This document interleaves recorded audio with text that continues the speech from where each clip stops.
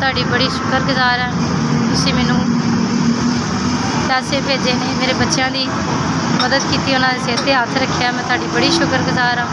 ਅੱਲਾਹ ਪਾਕ ਤੁਹਾਨੂੰ ਸਿਹਤ, ਜ਼ਿੰਦਗੀ, ਤੰਦਰੁਸਤੀ ਅਤਾ ਫਰਮਾਏ। ਅੱਲਾਹ ਪਾਕ ਤੁਹਾਡੀ ਫੈਮਿਲੀ ਨੂੰ, ਬੱਚਿਆਂ ਨੂੰ, ਸਾਰਿਆਂ ਨੂੰ ਤੰਦਰੁਸਤੀ ਅਤਾ ਫਰਮਾਏ। ਅੱਲਾਹ ਪਾਕ ਇਸ ਚੀਜ਼ ਦਾ ਤੁਹਾਨੂੰ ਅਜਰ ਦੇਵੇ। मैं ਤੁਹਾਡੀ बड़ी शुक्रगुजार हाँ।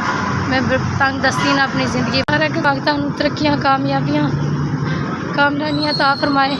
अल्लाह पाक इस तरह ही ਤੁਹਾਡੇ अदारे ਨੂੰ सलामत रखे कि जिस तरह तुसीं मेरा ख्याल करदे जे होर भी गरीबां दा ख्याल करो। मैं ਤੁਹਾਡੀ बड़ी शुक्रगुजार हाँ। मेरे छोटे छोटे बच्चों का तुसीं ख्याल करते पै जे, सर्दी गर्मी तुसीं मेरे बच्चों का ख्याल करते पै जे।